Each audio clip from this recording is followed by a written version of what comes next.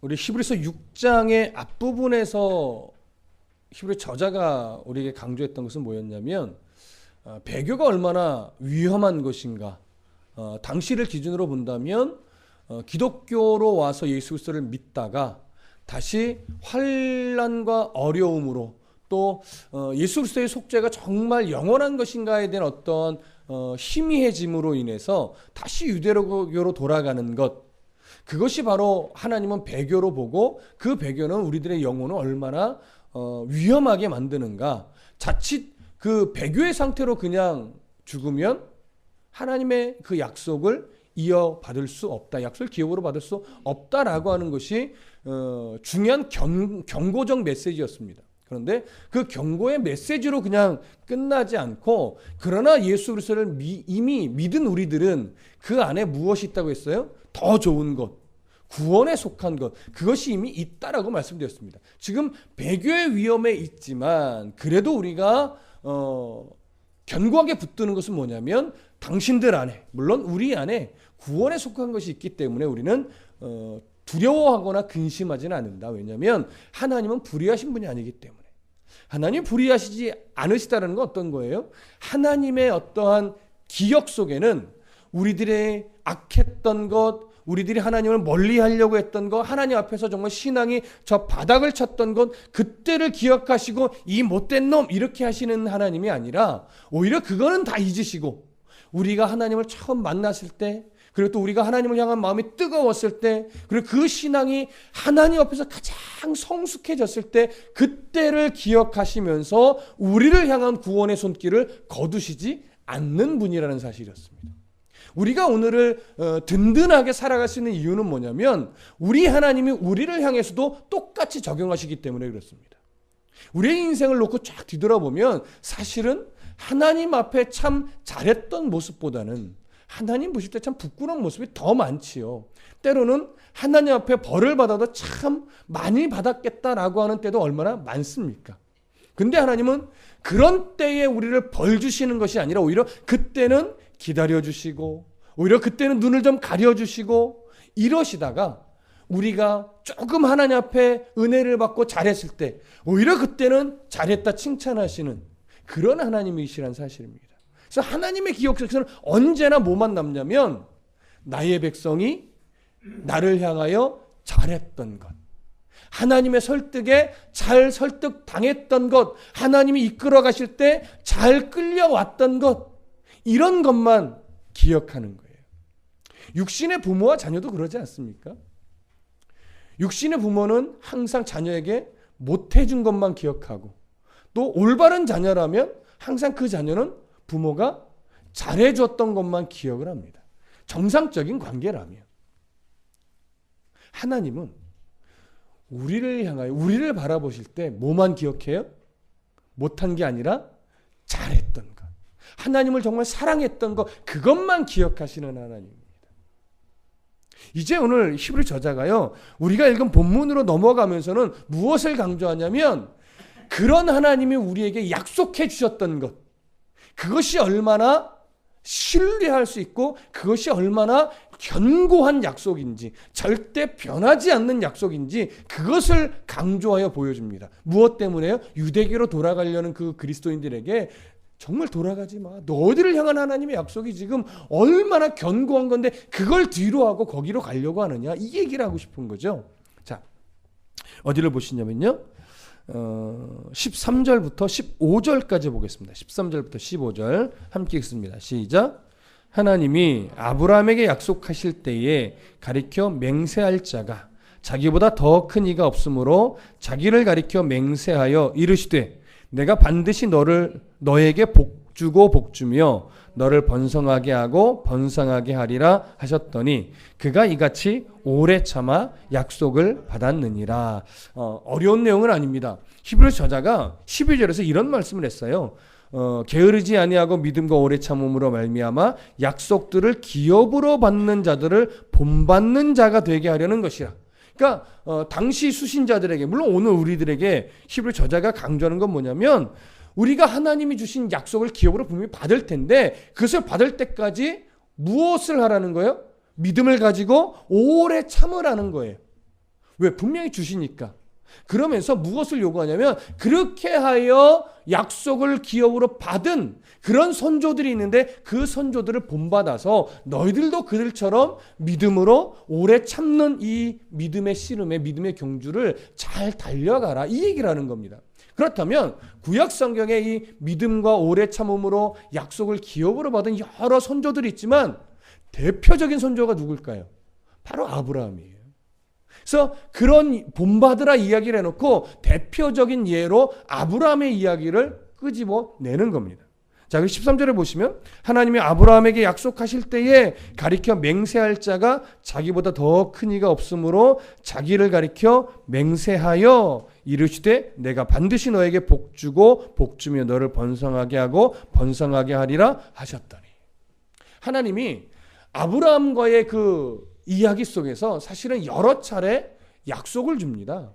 근데 우리가 기억하는 그 아브라함과의 약속의 대표적인 예가 뭐예요? 자손을 번성하겠다, 번성하게 해주겠다는 거예요. 자손 번성의 복뿐만이 아니라 그 번성한 자손들을 통하여 온 세상이 복을 받을 것이다. 이것이 하나님이 아브라함에게 그 인생의 역사를 통해서 주셨던 약속입니다. 근데 그 약속을 아브라함이 믿음으로 받아냈던 가장 절정의 사건이 어느 때입니까? 바로 모리아산에서 아들 이삭을 바치려고 했을 때. 진짜로 바친 건 아니죠. 정말 바치려고 했었던 거죠. 그 사건이 어떻게 보면 아브라함의 역사 속에서 여러 가지 사건들이 있지만 그 모든 사건을 아울러서 약속을 기업으로 받는 가장 절정의 사건입니다. 그 사건을 기점으로 하나님이 아브라함에게 무슨 말씀하셨냐면 이제야 네가 나를 사랑하는 걸 내가 알겠다. 그래서 그 믿음을 칭찬하셨습니다.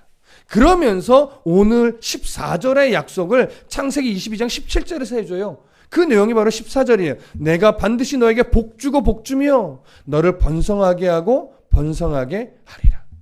자손의 번성의 복과 그 자손으로 인하여 온 세상이 복을 받게 되는 복. 이것을 하나님이 약속하셨는데 이 약속을 할 때 아주 독특한 것이 하나 있어요. 하나님이요, 그냥 약속으로만 끝내지 않고 보증을 하나 해주시는데 그 보증이 뭐냐면 자기를 가리켜 맹세함으로 이 약속의 보증이 되셨어요. 이것은 무엇을 예로 드는 거냐면 일반 우리 당시 오늘날은 이게 별 의미가 없는데 그 당시에는요, 모든 약속이나 언약을 하거나 무슨 일들을 할 때 그것이 조율이 안 될 때가 있잖아요. 내가 어떻게 믿어?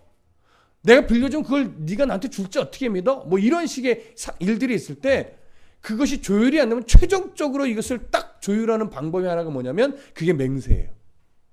그래서 율법에 보면 맹세를 하려면 하나님의 이름으로 하라는 내용들이 담겨 있습니다. 왜 그럴까요? 하나님의 이름으로 맹세를 했을 경우에는 그 맹세를 지키지 않고 만약에 어겼을 때 그 벌을 누가 내린다고 봐요? 하나님이 벌을 내린다고 봐요. 때로는 율법에 근거하여 그를 죽이기도 한다고까지 그들은 여겼었습니다. 오늘날은 사실 내가 맹세할게 너 그 맹세를 믿는 사람이 누가 있겠습니까? 그렇죠? 그러나 오늘날과 그 당시 좀 많이 다릅니다. 이 당시는 굉장히 신적 역사가 많이 일어나던 때이기 때문에 하나님의 이름으로 맹세를 한다면 그것은 보증이 되는 때예요. 분명히 지키겠구나. 안 지킬 수가 없겠구나. 그래서 이스라엘뿐만이 아니라 다른 이방 땅에도 항상 맹세는 누구의 권위로 하냐면 내 권위가 아니라 나보다 권위가 높은 사람, 때로는 자기가 믿는 신, 당연히 이스라엘은 하나님의 이름으로 맹세를 했던 것이죠. 자, 그런데 문제는 뭐냐면 하나님은 누구 이름으로 맹세를 해야 될까요? 없지요. 하나님 위에 어떤 권세자가 없단 말이죠. 하나님이 최고의 권세자이고 우주 만물의 왕이시며 다스리는 통치자인데 누구의 이름으로 맹세를 하겠습니까? 그러니까 하나님은 뭐예요? 자기를 가르쳐. 다르게 표현하면 자기 이름으로 맹세를 하는 거예요. 하나님이 자기 이름으로 맹세를 한다는 것은 결국 어떤 의미냐면 자기의 생명을 걸고 자기가 담보가 되어 맹세를 해주시는 겁니다. 그렇다면 여러분, 하나님이 자신을 담보로 해주신 맹세는 이 세상 그 어떤 것보다도 확실할까요? 불확실할까요? 그렇죠. 우리는 하나님이 자신의 어떤 자신을 담보로 맹세를 해주셨다면 그것이 얼마나 확실한 맹세인지 이론적으로 알아요. 그렇죠? 근데 이것이 이론적으로 아는 신앙이 이제 인생 속에서 무엇으로 알아야 돼요? 실제적으로 알아야 돼요. 실제적으로 인정하게 돼야 돼요. 아브라함은 몇 살쯤 됐을 때 이 사실을 확고하게 알았을까요? 100살이 훨씬 넘었을 때예요. 그리고 100살이 훨씬 넘었을 때 이삭을 데리고 어디로 갈 때? 모리아산으로 가는 그 3일 길, 그 3일의 여정 속에서 이걸 확실하게 깨달아요. 자, 왜 3일 길을 하나님이 걷게 하셨을까요? 굳이 그 집에서 아들을 바쳐도 되거든요. 근데 3일 길이 떨어진 모리아산에서 바치라고 하셨어요. 이유가 있어요. 3일은요, 성경에서 주로 어떤 때 쓰여지냐면 하나님의 백성이 하나님을 전적으로 의지하게 되는 어떤 변화의 기간이 주로 3일이에요. 그러니까 아브라함이 그동안도 신앙이 성숙해져 왔지만 완전 절정으로 가는 길이 3일인데 3일 동안 이삭 모르게 그냥 데려가. 이삭은 내가 널 제물로 바칠 거야 이 얘기를 하지 않았어요. 그냥 데리고 가는 거예요. 근데 그 3일을 가면서 아비의 마음이 한치의 어떤 망설임도 없이 얘를 딱 가서 그냥 단전에 바쳐 이랬을까요? 그럴 수 없어요. 얼마나 망설였을 것이고 정말 우리 하나님이 얘를 바치라는 게 정말 맞는가? 내가 알던 하나님이 맞나? 하나님은 사람을 제물로 바치라고 하시는 적이 없는데 얘를 바치라고 명령하셨으니 이게 말이 안 되는데 어떻게 해야 되지? 라고 하면서 그 3일의 여정 동안 아브라함이 생각한 건 딱 하나였습니다.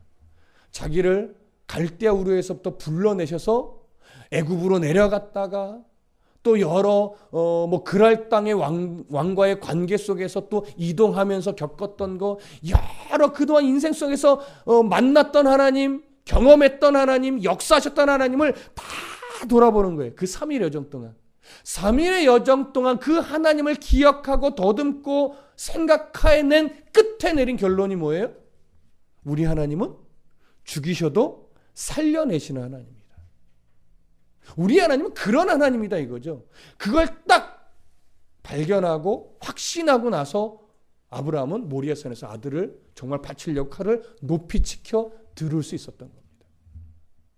여러분, 하나님의 이 담보가 돼서 맹세해 주신 이 약속이 사실은 이론적으로는 가장 확실하죠라고 말하지만 그것이 내 삶의 진실한 중심의 고백이 되기까지는요, 수많은 인생의 과정들을 거쳐야만 해요. 그러지 않으면 하나님의 이 약속이 얼마나 신실한가를 내가 머리로는 알아도 가슴으로는 인정이 안 됩니다.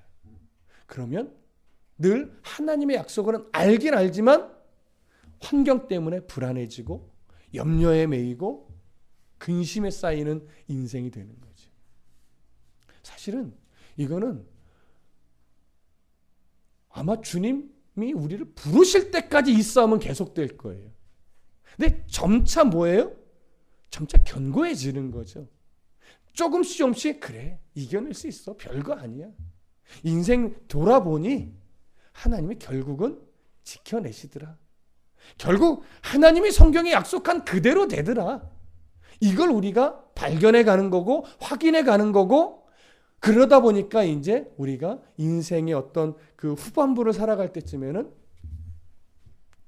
성숙함이 묻어나게 되는 거죠. 아브라함은 100살이 훨씬 넘어서 이걸 깨달았으니 아직 우리는 괜찮아요. 그렇죠? 아직 우리는 괜찮습니다. 자, 그리고 나서 15절에 아브라함에 대해서 이렇게 평가를 합니다. 15절 함께 다 같이 읽어볼게요. 시작. 그가 이같이 오래 참아 약속을 받았느니라. 사실 오늘 제가 여러분들과 나누고 싶었던 중심의 표현은 15절입니다. 사실은 뒤에도 있지만, 여러분, 아브라함이 히브리서 저자가 이렇게 인정을 하고 하나님도 이렇게 인정할 때까지 그가 오래 참아 약속을 기업으로 받아내기까지 사실은 몇 년 걸렸다고요? 100년이 훨씬 넘게 걸렸다고 했어요. 그러면 100년이 훨씬 넘게 걸릴 때 아브라함이 순간순간 인생의 어떤 역사의 코너마다 이런 과정을 겪었을 거예요. 그런데 여기에는요, 아브라함이 끝내 오래 참고 견디는 믿음이 되어서 그 약속을 기업으로 받아냈지만 거기에는 아브라함만 인내했을까요? 하나님의 인내하심도 봐야 돼요. 하나님의 기다리심도 봐야 된다고요. 하나님이 아브라함의 전 인생을 그냥 놔두신 것이 아니라 때로는 간섭하시고, 때로는 기다리시고, 때로는 도우시고, 때로는 설득하시고, 때로는 매를 대시고, 이러면서 아브라함이 하나님을 신뢰하며 믿음으로 오래 참을 수 있는 실력이 쌓이도록 하나님이 계속 간섭해 주신 거예요. 그렇게 해서 오래 참게 되니까, 하나님의 도우심으로 오래 참게 되니까 하나님은 그 공을 누구에게 돌려주는 거예요? 아브라함에게 돌려줘서 너 믿음 참 좋다, 이렇게 이야기해 주는 거예요. 사실은 믿음이 좋을 수밖에 없도록 하나님이 다 도와주시고 만져주시고 간섭해 주신 거죠. 아브라함의 오래 참음은 사실은 그 의미입니다. 하나님이 오래 참을 수 있는 믿음으로 만들어내셨다라고 하는 거죠. 그러니까 오늘 이 본문은요, 사실은 아브라함처럼 믿음의 오래 참음으로 가야 된다, 이 의미도 있지만 그 이면에는 하나님이 결국 여러분들을 오래 참아 약속을 기업으로 받는 사람으로 만들고야 마실 겁니다.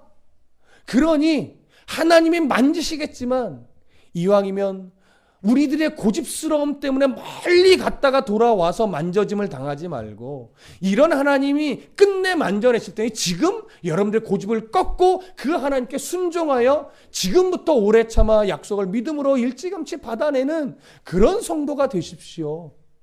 이게 오늘 본문의 사실은 주요 골자죠. 돌아가지 말라는 거예요. 완악함을 꺾는데 무엇을 보고 꺾어요? 아브라함을 보고 꺾어내라는 거예요. 왜냐하면 하나님은요, 억지로 꺾지 않아요. 웬만하면 스스로 말씀을 근거로 설교를 듣고 깨달아가면서 스스로 꺾어가기를 원하시는 거예요. 그게 우리에게 인격적으로 대우하시는 하나님이죠.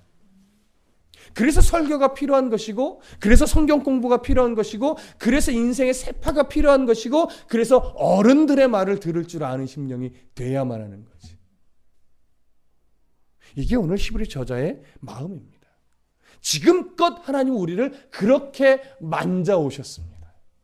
우리는 그런 하나님을 오늘 본문을 통해서 보실 수 있으셔야만 합니다. 자, 16절 함께 읽어보겠습니다. 시작.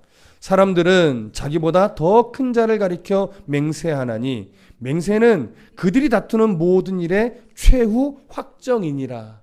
아까 말씀드렸던 일반적인 세상의 논리예요. 이 말은 뭐냐면 세상 사람들도 맹세하면 그 맹세의 효력을 인정하여 믿는다 이거예요. 세상 사람들도. 자, 그러면 이제 17절, 18절, 그 다음에 17절, 18절 함께 읽습니다. 시작.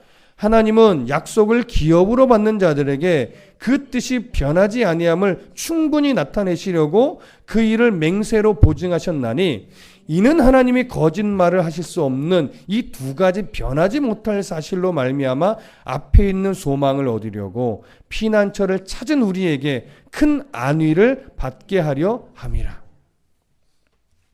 쉽게 얘기하면 이겁니다. 세상 사람들도 맹세하면 그걸 믿어주는데 하물며 하나님이 자신의 그 최고의 권위를 담보로 하여 맹세해 주셨는데 우리는 왜 그거를 못 믿겠느냐? 믿어야만 한다는 거죠. 하나님은 그 맹세로 말미암아 하나님의 이 약속이 얼마나 변하지 않는 신실한 약속인지 우리에게 충분히 드러내 보여주셨다라고 하는 거예요. 그것이 17절의 내용입니다. 그러면서 한 가지를 더 덧붙여요. 18절. 하나님의 공의로운 속성은 뭘 하실 수 없다?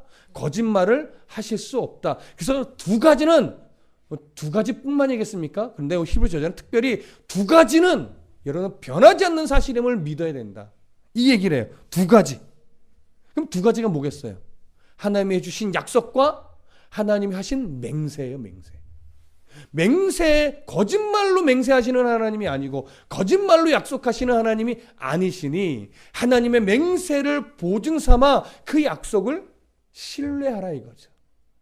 불안하여 유대교로 돌아갈 생각하지 말고, 불안하여 세상으로 자꾸 가려고 하지 말고, 불안하여 세상 무언가를 좀 붙잡고 하나님을 섬기려고 하지 말고, 신약 성경의 표현대로 하면 재물과 하나님을 겸하여 섬기려고 하지 말고, 오직 하나님만을 의지하여 하나님이 허락하신 것을 가지고 어떻게 뭐하라?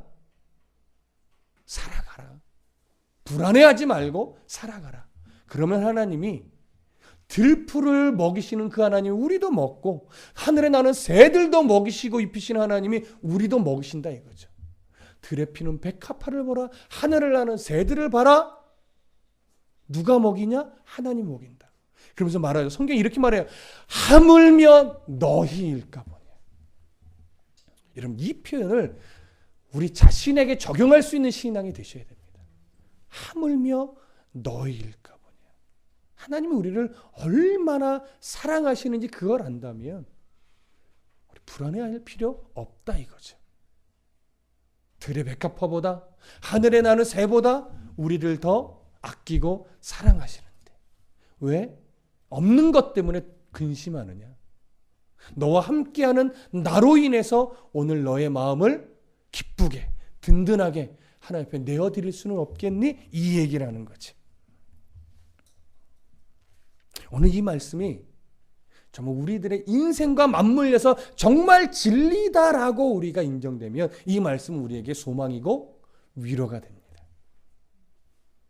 근데 아직 인생의 어떤 그 역사 속에서 이 말씀이 딱 어우러지지 않으면 아직 이 말은 그냥 좋은 말이에요. 그렇죠? 이 수요 예배 같은 경우는 이것을 좋은 말로 여기시는 분들보다 하나님의 진리로 정말 그렇습니다라고 하는 고백으로 받으시는 분들이 더 많은 것으로 저는 분명하게 확신합니다. 그래서 이 말씀이 저에게도 또 여러분들에게도 큰 안위가 될 줄로 믿습니다. 19절, 20절 함께 읽습니다. 시작. 우리가 이 소망을 가지고 있는 것은 영혼의 닷 같아서 튼튼하고 견고하여 휘장 안에 들어가나니 그리로 앞서가신 예수께서 멜기세덱의 반차를 따라 영원히 대제사장이 되어 우리를 위하여 들어가셨느니라. 어렵지 않습니다. 19절, 20절. 우리가 지금 말씀드렸던 이 소망을 우리가 가지고 든든해할 수 있는 이유는 이것이 진리라고 믿고 이 말씀을 나에게 주시는 위로로 우리가 여길 수 있는 이유는 뭐냐면 이 소망은 하나님이 약속으로 주신 이 소망이 하나님의 맹세로 보증하여 주신 이 소망이 무엇과 같대요? 영혼의 닷 같대요. 여러분, 닷이라는 게 뭡니까? 배를 항구에 정착시켜 놓은 이후에 어떤 폭풍과 몰려와도 이 배가 떠내려가지 않도록 단단하게 견고하게 지탱해 주는 거죠. 근데 이것이 그냥 닷이 아니라 무슨 닷이래요? 영혼의 닷이래요. 그럼 이 영혼의 닷은 어디에 내려 있는 닷일까요? 오늘 성경으로 보면 하나님의 성전입니다. 하나님의 나라죠. 그 하나님의 성전에 닷을 딱 내려놓으니까 오늘 뭐라고 말하냐면 우리가 휘장 안으로 들어갈 수 있대요.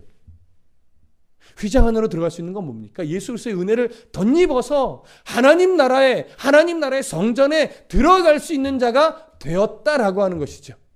그러면서 더 확실한 어떤 보증을 하나 말씀하시는데 20절에 보면 그리로 앞서가신 분이 있어요. 누구예요? 멜기세덱의 계열을 따라서 영원한 대제사장이 되어주신 그 예수님이 우리를 위하여 뭐예요? 들어가셨대요. 십자가의 구속의 은혜죠.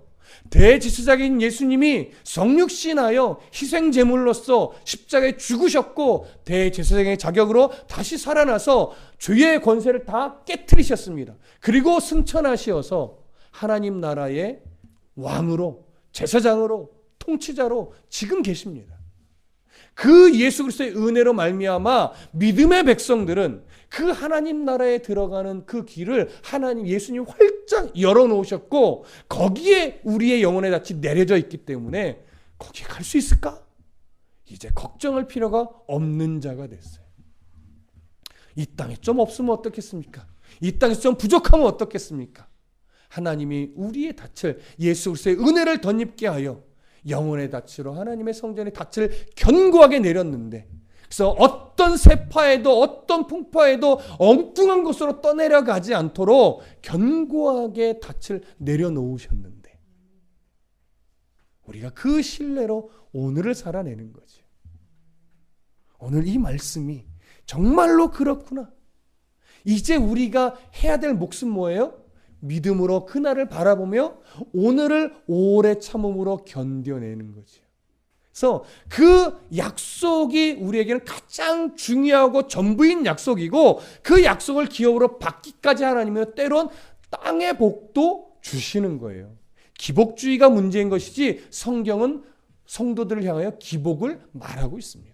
하늘의 기름진 복도 주시지만, 하늘의 신령한 복도 주시지만 무엇도 주셔요? 땅에 기름진 복도 주는데, 그 땅의 기름진 복이 때로는 우리 안에 너무 목적이 되어 있어서 하나님이 문제로 보시는 거지, 하나님 가장 좋을 때, 적당한 때에 땅의 기름진 복을 알맞게 채워주시는 분입니다. 우리가 그걸 신뢰한다면 먼저 그의 나라와 의를 구하는 삶을 얼마든지 살아갈 수 있어요. 그러니 오늘 이 말씀이 그 모든 것을 어우러서 책임지신다라고는 하나님의 보증이 되신 맹세로 여러분 받으시고 아멘 하시면서 주님 부르실 그때까지 무엇을 가지고 살아요? 믿음과 오래 참음으로 이 믿음의 경주를 끝내 승리하시는 겁니다. 그래서 아브라함의 믿음도 하나님의 약속과 그 다음에 아브라함의 그 오래 참음이 조화를 이루어서 성취가 됐듯이 오늘 우리의 삶도 동일합니다. 하나님의 약속과 우리들의 믿음이 오래 참음으로 발휘가 돼 이게 조화를 이루는 거예요. 물론 궁극적으로 보면 하나님이 조화로가 되도록 만들어 내시는 거죠. 그래서 결국 성취가 되게 이루시는 하나님을 신뢰함으로 오늘도 웃으며, 오늘도 감사하며, 오늘도 기뻐하며, 항상 기뻐하라. 쉬지 말고 기도하라. 범사에 감사하라.